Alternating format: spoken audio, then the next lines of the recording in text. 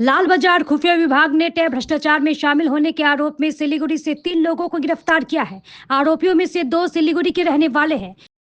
ना सर आगे तो আমরা এরকম কোনোদিন কমপ্লেন শুনিনি ছেলের নামে। এই যে लड़का बहुत बाप रे, ऐसा लड़का बुरा मकनी, ऐसा लड़का नहीं देखा। लड़का बहुत अच्छा लड़का है। ছেলেটা এরকম তো আমরা ভাবিনি স্যার, কোনোদিন দেখিনি ওর কোনো। ও শান্তশিষ্ট, গোপাল একদম শান্তশিষ্ট, না নেশা টেশা করে না কিছু করে, বা এর আগেও কোনো ঝগড়াঝাটি বা কেচাল বা এই ধরনের জিনিস আমরা কোনোদিন দেখিনি স্যার। সেই জন্য তো আজকে অবাক হচ্ছি। दिवाकर दास, विशाल ढाली और गोपाल राय नामक 3 लोगों को रविवार रात को सेवक रोड से गिरफ्तार किया गया। दिवाकर चोपड़ा का निवासी है। वो पेशे से स्कूल शिक्षक है। टैब के रुपए गायब करने का मास्टरमाइंड दिवाकर ही था। दिवाकर के भाई विशाल ढाली समर नगर में और दामाद गोपाल राय पवित्र नगर में रहते हैं। रविवार शाम को तीनों समर नगर में थे। वहां से ये सभी लोग सेवक रोड पर एक शॉपिंग मॉल में गए।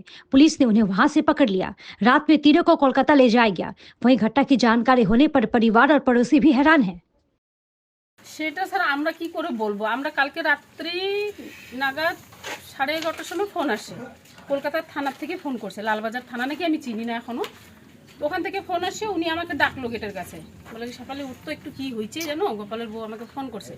ও কালকে শ্বশুরবাড়ি কালকে দুপুরবেলা নিমন্ত্রণ খাইতে গেছে, ছেলেটা বাড়িতেই ছিল, নিমন্ত্রণ করতে গেছে। ওখানে খাওয়ার পরে বলে একটু রেস্ট করে ওরা নাকি কসমস মার্কেট করতে গেছে।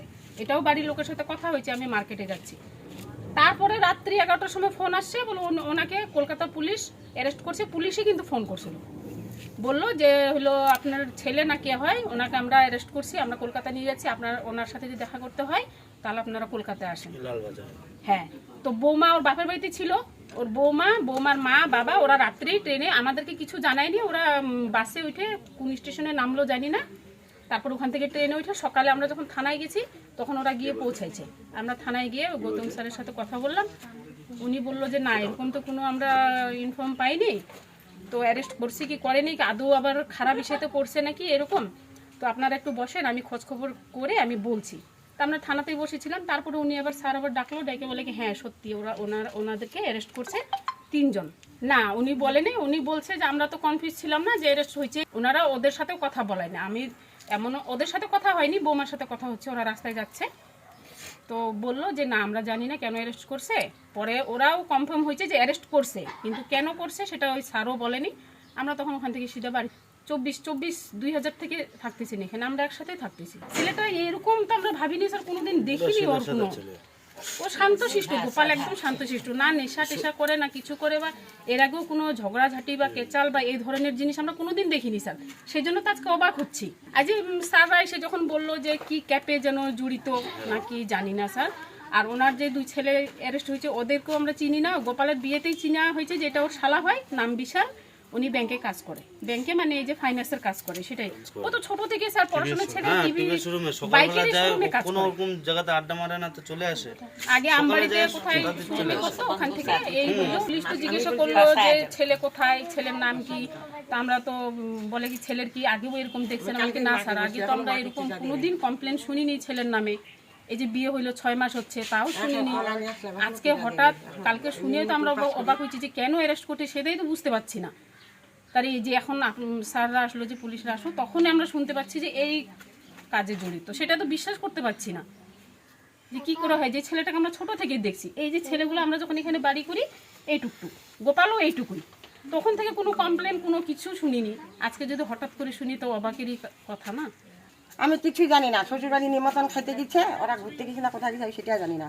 যখন বৌমা আমার গাড়ি চড়ে যায় ওই কলকাতা লালবাজার বলে যাইতে বলছে, সেই জন্য ফোন করছে, ওই গাড়িতে গেছে, তখন শুনছি। সারা রাত আমি ঘুমাই অনেক। এখন থানাতে আসলাম। গোপাল রয় ও তো বাইকের কাজ করতো, ব্যাংকের কাজ করতো, আমি জানি না ওগুলা জানি না, আমি এগুলা জানি না। ও তো বাইকের কাজ করে, বাড়ি আসে ভাত খাবাস। এই ছেলে কখন বেরোতো বাড়ি থেকে? ছেলে মনে ওরা সকালে যায় 9টা। পুলিশ তো ওগুলা জিজ্ঞাসা করলো কি কাজ করে, আর যে ওরা সুমন বেটা বাইকের কাজ, বিশাল করে ব্যাংকের কাম, এটা তো আমি জানি না। এখন সকালেই বলে নিয়ে গেছে 3 জন কাজ করে, 3 জন কি বলে কি করছে, কি জানি ট্যাব জানি না কি করছে। ও ব্যাংকে কোনো কাজ টাজ করতো, আচ্ছা বলো ট্যাব জানি, বাড়িতে কেউ মা বাবা নেই। অনেক বছর মোটামুটি পাড়ার সৃষ্টি তোর বাড়ি না, তো এমনি আপনার? ভালো এমনি ছিল ভালো এমনি ভালো এমনি কোনো আমার বিয়ে রেকর্ড পাই নাই बाबा का नाम विमल है। আচ্ছা अब बहू मैं नया शादी करा है। হ্যাঁ आयो छोटा वाला तो वो मायकी में है।